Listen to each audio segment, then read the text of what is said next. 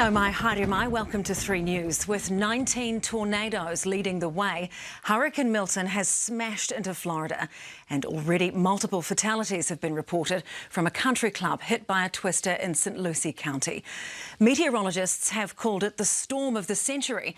CNN says the city of St. Petersburg is experiencing 1 in 1,000 year flooding.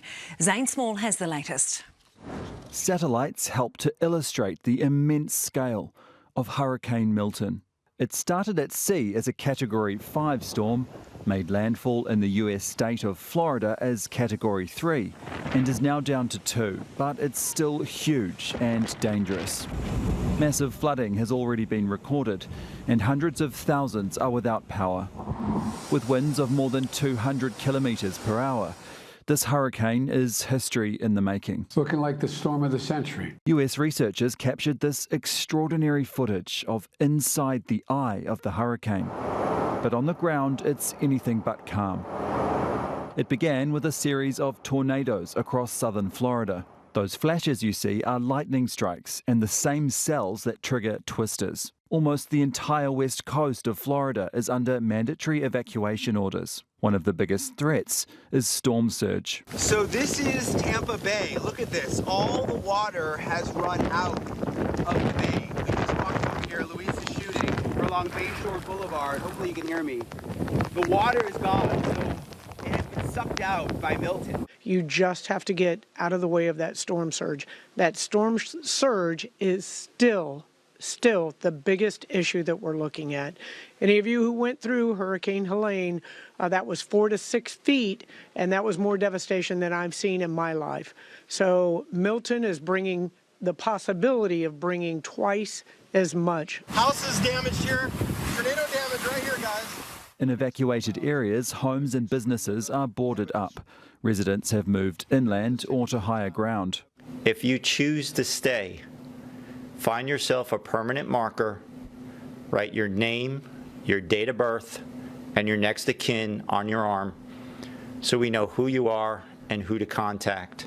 But there was still plenty of competition from reporters in the field to get close to the action, and some residents were also testing fate. We are just kind of having faith in God and that we're going to be okay. Jennifer Anderson, a Kiwi from Wanaka, is staying at a resort in Orlando. The city is inland and not under evacuation orders, but it will still take a hit in the next few hours. It's a family holiday that's ended with a little bit of a twist at the end. We didn't quite expect this. Her whānau was supposed to be flying out from Tampa tomorrow, but that won't be happening. We will probably change our flight. So the airport's all shut. I think Tampa shut yesterday.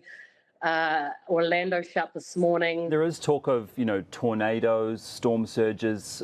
Does that worry you? We are in the safest place possible because we are so far inland, but my heart really goes out to everyone being hit on that coast. These pictures from Fort Myers on the west coast show how trees have snapped and roof tiles have ripped off. Basically, we've been told, get water, get some non-perishables, hunker down. We've just been given a curfew. She joins an entire US state that tonight is taking cover from Hurricane Milton, pets included. That's okay.